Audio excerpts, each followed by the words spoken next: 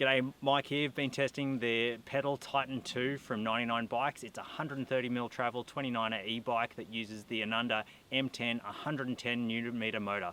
This thing really packs a punch, and it's got a 540 watt-hour battery to back it up. It does have 5 modes of support. All of them are super torquey, as you'd imagine. While the motor runs on both cadence and torque-based sensors, I've found that it responds the most to pedaling torque. So if you want a bit more boost, you really got to put it in a higher gear. It doesn't really respond to the higher cadence like most e-bike systems.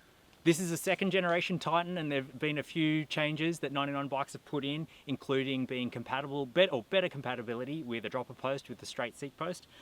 You've got quite a steep seat angle and steady head angle with a fairly long reach too. So the balance on the bike is exceptional. It is a basic build kit though, as you'd imagine, at $34.99 with a Suntour XCM fork with an extra firm spring. This does mean that it doesn't wallow around in its travel, but it's really not the bike that you're kind of going to look for if you want to take on some challenging trails on your mountain bike. Where the Pedal Titan 2 really shines though is people wanting to find some new adventures on rail trails or any of the purpose-built mountain bike trails that are nice and flowy. What I really liked with the Pedal Titan 2 is lots of torque. It feels more like it reacts to the torque and not cadence. So there's more support in the higher gears. It's got the balanced handling and it's best suited to single hit smoother trails as it rides high in its travel. It's got long battery life and great ergonomics, and it takes out that fitness barrier for somebody who wants to get riding off-road.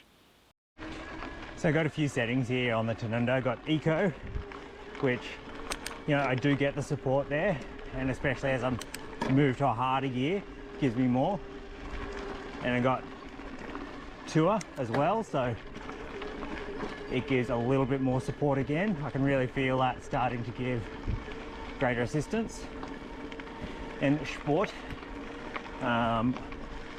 need to look this one up, might be a bit more dynamic. And then Turbo, no real difference, except if I go to a harder gear, it just really picks it up. So the cadence is quite low. It's fairly different to, say, a Bosch or Shimano system for how it reacts to pedal input. And what I didn't like, well, it's all fairly basic stuff. It is a bit loud compared to some other e-mountain bikes. It's quite heavy at over 27 kilos, and probably more importantly, it doesn't react like you would expect some e-bikes to in terms of higher cadence giving higher assistance. So it really does react more to a higher gear and keeping it a lower cadence to give you the torque you need.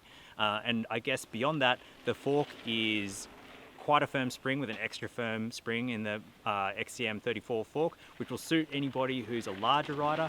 I found at 72 kilos, I only really ever got half of the travel of the fork.